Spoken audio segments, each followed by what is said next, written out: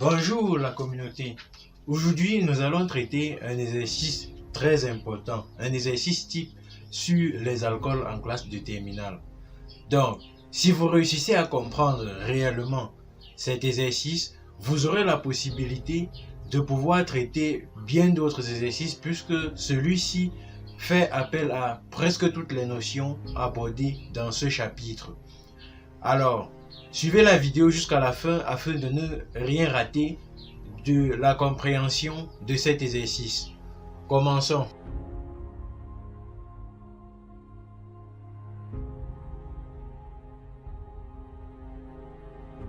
Commençons par la lecture de cet exercice. Alors, on nous dit la vapeur d'un composé organique A pour densité par rapport à l'air D égale à 0,7. Ce corps est constitué de 60% de carbone, de 13% d'hydrogène et de 26,7% d'oxygène. Trouvez la formule brute du composé A.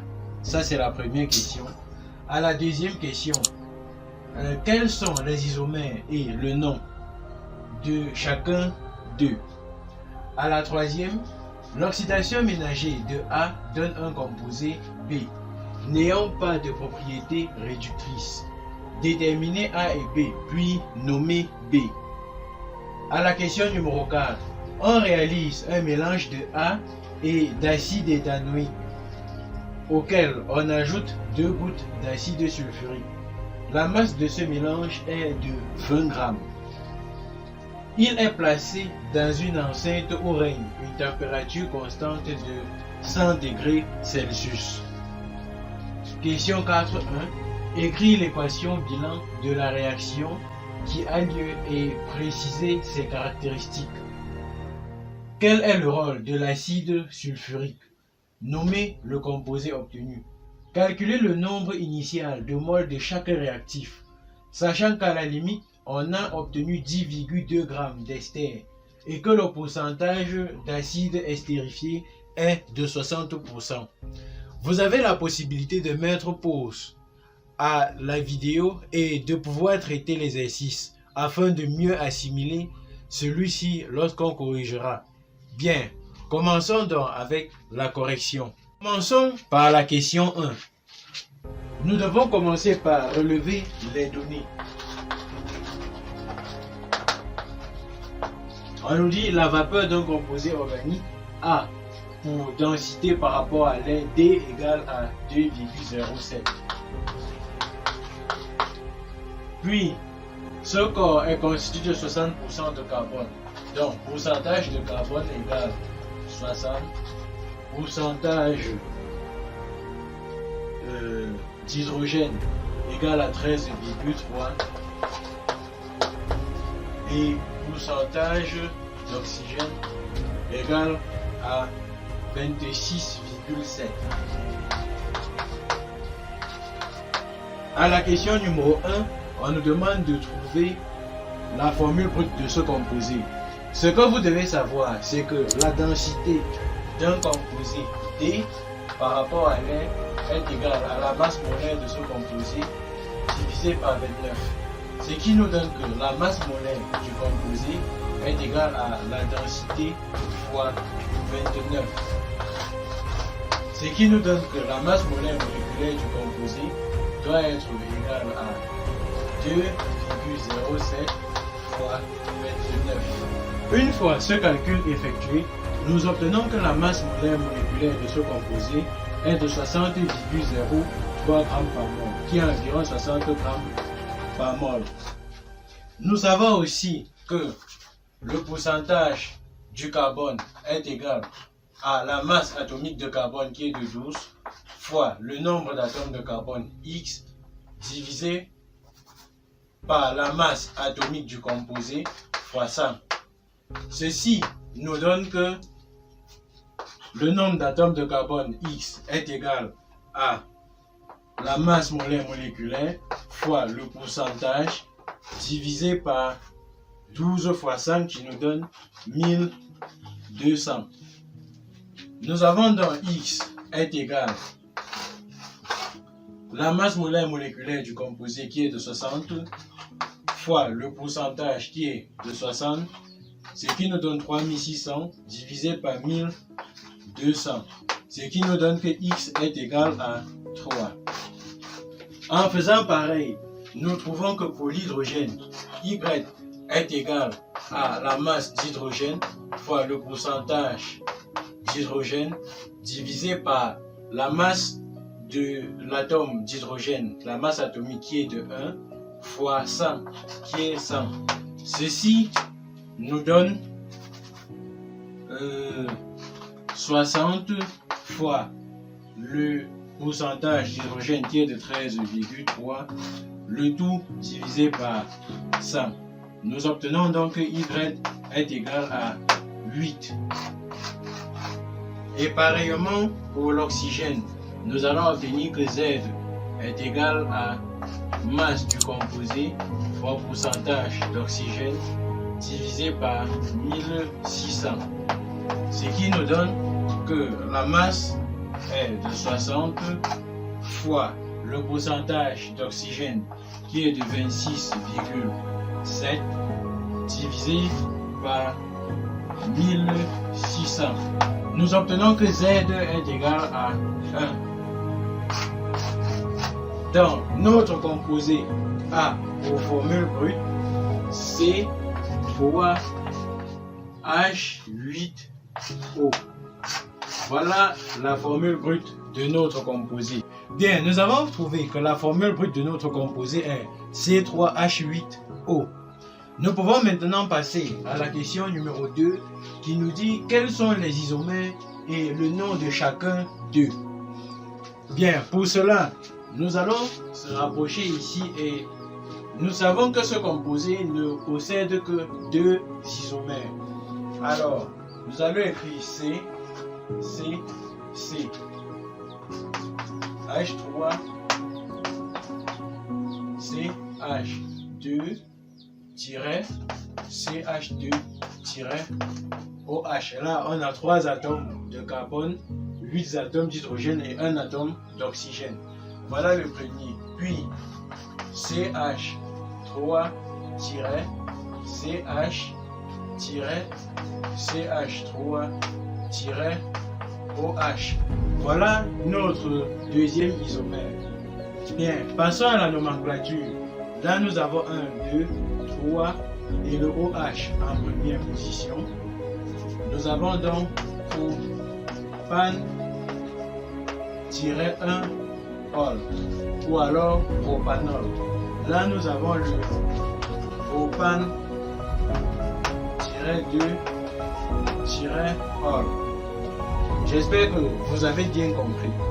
Passons maintenant à la question numéro 3. La question numéro 3, on nous dit l'oxydation ménagée de A donne un composé B n'ayant pas de propriété réductrice. Déterminez A et B, puis nommez B. Alors, ce que vous devez savoir, c'est que l'oxydation ménagée d'un alcool peut conduire soit à un aldéhyde, soit à une cétone. Les aldéhydes sont des composés ayant des propriétés réductrices, tandis que les cétones, non. Alors, on nous fait comprendre que le composé B n'a pas de propriété réductrice. Cela veut dire que le composé B est une cétone. Ce que vous devez aussi savoir, c'est que l'oxydation ménagée des alcools primaires conduit aux aldéhydes, tandis que celle des alcools secondaires conduit aux cétones.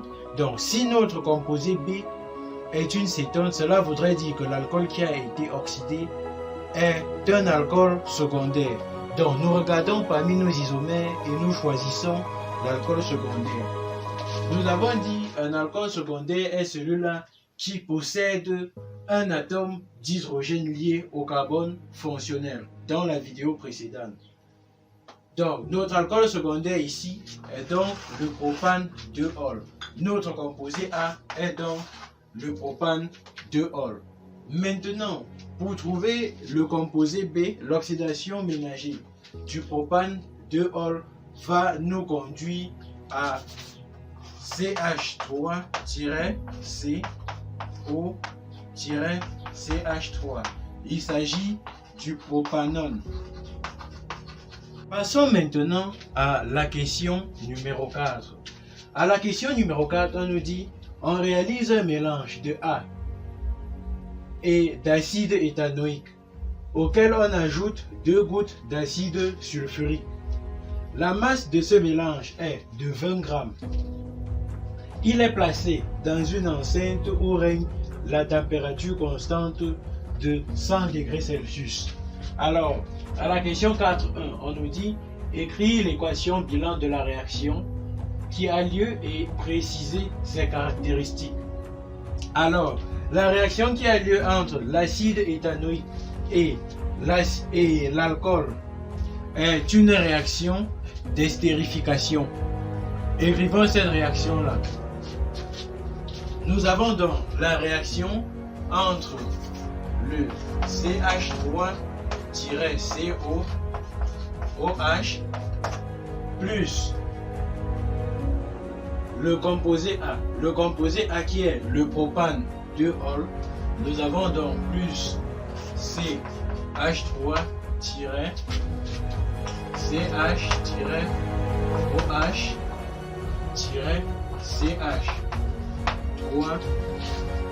qui nous donne.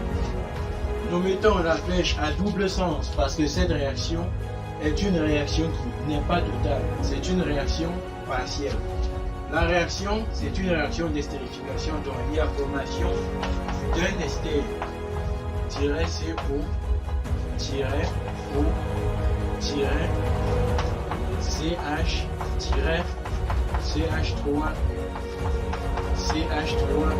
plus de l'eau. Ce composé, c'est l'éthanol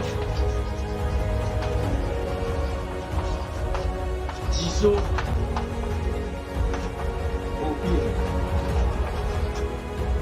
Ce composé formé, c'est l'éthanol d'isopropyl. Et là, nous avons le l'eau. Voici l'équation qui se déroule. Alors, on nous demande les caractéristiques de cette réaction-là. Il s'agit ici de donner les caractéristiques de la réaction d'estérification. La réaction d'estérification est une réaction lente, est une réaction limitée car elle n'est pas totale comme je vous ai dit tout à l'heure. Et c'est une réaction athénique, c'est-à-dire qu'elle ne consomme ni la chaleur et elle ne la produit non plus.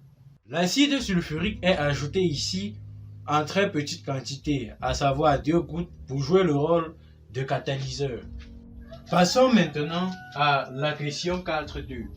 À la question 4.2, on nous dit calculer le nombre initial de moles de chaque réactif, sachant qu'à la limite, on a obtenu 10,2 g d'ester et que le pourcentage d'acide estérifié est de 60%. Alors ici, le but est de déterminer la quantité de matière initiale d'acide acétique et la quantité de matière initiale de propane 2-ol. Alors, pour cela, nous allons commencer par déterminer la quantité de matière actuelle d'acide acétique. En nous servant de notre réaction que nous avons écrite tout à l'heure, nous constatons que la quantité de matière d'acide acétique actuelle est égale, c'est-à-dire après la réaction, est égale à la quantité de matière d'ester qui s'est formée. Alors, on a donc la quantité de matière d'acide acétique est égale à la quantité de matière d'ester, c'est-à-dire la masse d'acide acétique sur la masse molaire moléculaire d'acide acétique est égale à la masse d'ester sur la masse molaire moléculaire d'ester. Ceci nous donne que la masse d'acide acétique est égale à la masse d'ester fois la masse molaire moléculaire d'acide acétique divisé par la masse molaire moléculaire d'ester. Nous avons donc que la masse d'acide acétique est égale à la masse d'ester qui a été donnée là et qui est de 10,2 g par mol fois la masse d'acide, la masse molaire moléculaire d'acide acétique qui est de 60 g par mol divisé par la masse d'ester qui est de 102 g par mol. Après calcul, ceci nous donne 6 g. Donc la masse actuelle d'acide acétique est de 6 g. Maintenant, ce que nous devons savoir, on nous a fait comprendre que on a eu comme pourcentage de réaction de l'acide 60%.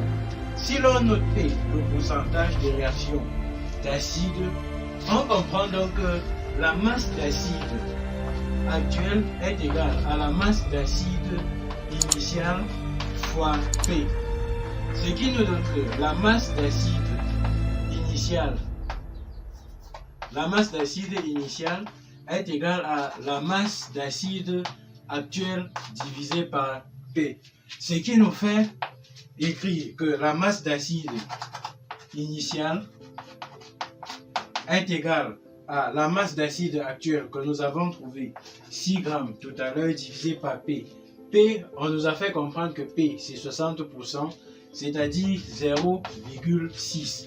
Cela nous fait entendre que la masse d'acide actuelle est de 10 grammes. Une fois que nous avons la masse initiale, nous pouvons maintenant calculer la quantité de matière d'acide initiale. Cela est égal à la quantité de matière d'acide initiale est égale à la masse d'acide initiale divisée par la masse moléculaire d'acide.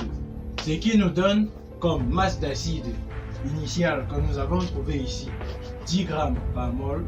10 grammes divisé par la quantité de matière d'acide initiale qui est de 60, ce qui est égal à 1/6. C'est de l'exercice, on nous a marqué que la masse du mélange acide plus alcool était de 20 grammes.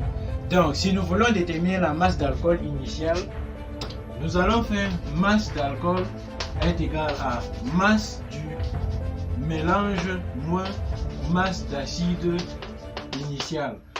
Ce qui nous fait la masse du mélange qui était de 20 grammes moins la masse d'acide initiale qui est de 10 grammes, ce qui nous donne 10 grammes. Donc, nous pouvons ainsi calculer la quantité de matière d'alcool initiale qui est égale à la masse d'alcool initiale divisé par la masse moléculaire d'alcool qui est égale à 10 divisé par masse moléculaire 60 qui est aussi égal à 1/6 de mol. J'espère que cette vidéo vous a aidé et que vous avez réellement compris cet exercice. Beaucoup de courage pour la suite et à très bientôt. Si vous êtes nouveau, n'hésitez pas à vous abonner et à partager et surtout d'activer la cloche de notification afin de ne rater aucune de nos différentes vidéos. À très bientôt.